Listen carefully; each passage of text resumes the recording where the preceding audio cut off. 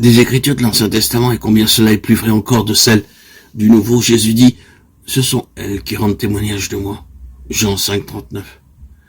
Oui, la Bible tout entière nous parle de Jésus-Christ, le Rédempteur, celui en qui sont concentrées toutes nos espérances de vie éternelle.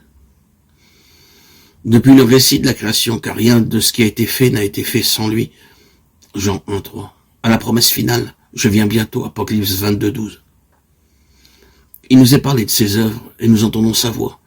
Si vous voulez apprendre à connaître le Sauveur, étudiez les Saintes Écritures, remplissez votre cœur des paroles de Dieu. Elles sont l'eau vive qui étanchera votre soif ardente. Elles sont le pain vivant descendu du ciel. Voici la déclaration du Sauveur. Si vous ne mangez la chair du Fils de l'homme, et si vous ne buvez son sang, vous n'avez point de la vie en vous-même. Et il s'explique en disant, les paroles que je vous ai dites sont esprit et vie. Jean 6, 53, 63. Nos corps sont formés de ce que nous mangeons et buvons. Il en est de l'économie spirituelle comme de l'économie physique. C'est ce que nous méditons qui donne de la vigueur et de la force à notre nature spirituelle. Le thème de la rédemption est celui dans lequel les anges désirent plonger leur regard. Il sera la science et le chant des rachetés pendant l'éternité. Ne mérite-t-il pas d'être étudié attentivement dès maintenant?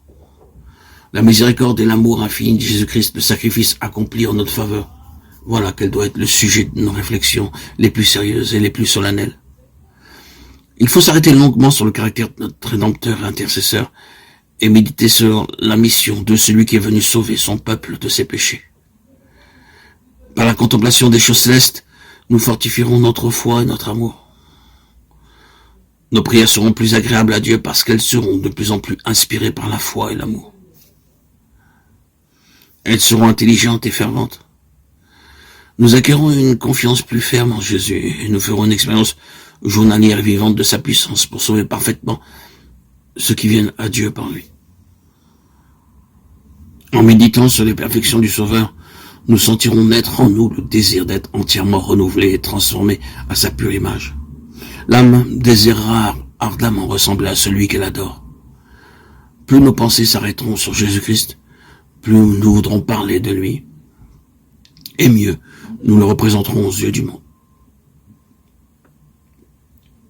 La Bible n'a pas été écrite pour les savants seulement. Elle a au contraire été écrite pour le peuple. Les grandes vérités fondamentales du salut y apparaissent aussi claires que le jour. Ce ne sont pas ceux qui la lisent qui risquent de tomber dans l'erreur ou de s'égarer, mais ceux qui veulent suivre leur propre jugement au lieu de la volonté de Dieu clairement révélée.